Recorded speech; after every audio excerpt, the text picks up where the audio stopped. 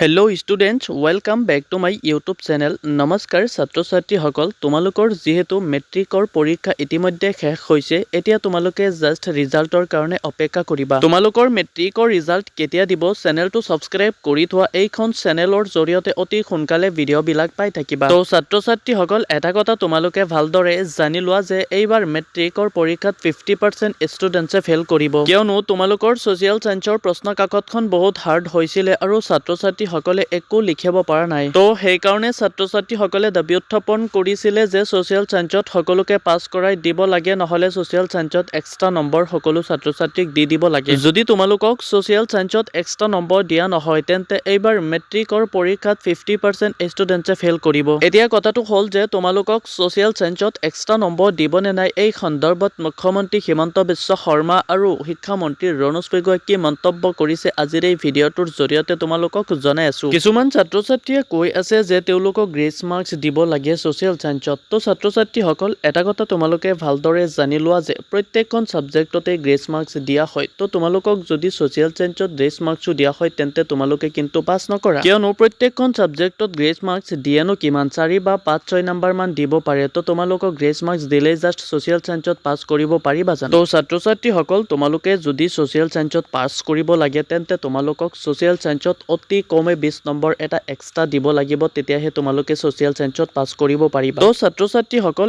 এতিয়া বালা তোমালোকক জনাই দিওঁ যে শিক্ষামন্ত্ৰী ৰণোজ পেগুৱে কি কৈছে যে তোমালোকক ছ'চিয়েল চায়েন্সত এক্সট্ৰা নম্বৰ দিবনে। তো ছাত্ৰ ছাত্ৰীসকল, শিক্ষামন্ত্ৰী ৰণোজ পেগুৱে ডিৰেক্টলি মন্তব্য কৰি জনাই দিছে যে তোমালোকক বোলে ছ'চিয়েল চায়েন্সত কোনো ধৰণৰ গ্ৰেছ মাৰ্কছ দিয়া নহয়, কাৰণ ছ'চিয়েল চায়েন্সত যিবিলাক কুৱেশ্যন আহিছে সেইবিলাক বোলে তোমালোকে বুজিব পৰাকৈ অতি সহজ আহিছে, কোনো ধৰণৰ হাৰ্ড অহা নাই। সেইকাৰণে শিক্ষামন্ত্ৰী ৰণোজ পেগুৱে জনাই দিছে যে এইবাৰ ছ'চিয়েল চায়েন্সত ছাত্ৰ ছাত্ৰীসকলক কোনো ধৰণৰ গ্ৰেছ মাৰ্কছ দিয়া নহয়। যদি তোমালোকক ছ'চিয়েল চায়েন্সত গ্ৰেছ মাৰ্কছ দিয়া নহয়, তেন্তে 50% ষ্টুডেণ্টছে ফেইল কৰিব আৰু 50% ষ্টুডেণ্টছে পাছ কৰিব। যদি ছ'চিয়েল চায়েন্সত এক্সট্ৰা নম্বৰ নিদিয়ে, তেন্তে বেয়া ছাত্ৰ ছাত্ৰীসকলৰ কাৰণে আৰু বেয়া হৈ পৰিব, কাৰণ যোনটো নতুন নিয়ম বনাইছিল সেইটো হ'ল যে MCQ আৰু থিয়ৰী দুয়োটাতে এক্সট্ৰা পাছ কৰিব লাগিব। সেই নিয়মটোৱে কিন্তু বেয়া ছাত্ৰ ছাত্ৰীসকলৰ কাৰণে বহুত হাৰ্ড হৈ গৈছিল। এফালে আৰু শিক্ষামন্ত্ৰী ৰণোজ পেগুৱে কৈ আছে যে ছ'চিয়েল চায়েন্সত কোনো ধৰণৰ এক্সট্ৰা নম্বৰ দিয়া নহয়। তো যিসকল ছাত্ৰ ছাত্ৰীয়ে নেকি ছ'চিয়েল চায়েন্সত অলপ হ'লেও লিখি থৈ আহিছে, তো সেইসকল ছাত্ৰ ছাত্ৰীয়ে কিন্তু গ্ৰেছ নম্বৰ লৈ পেলাই পাছ কৰিব, আৰু যিসকলে লিখিব পৰা নাই, একোৱে লিখিব পৰা নাই, সেইসকলে কিন্তু ডিৰেক্টলি ফেইল কৰিব লাগিব।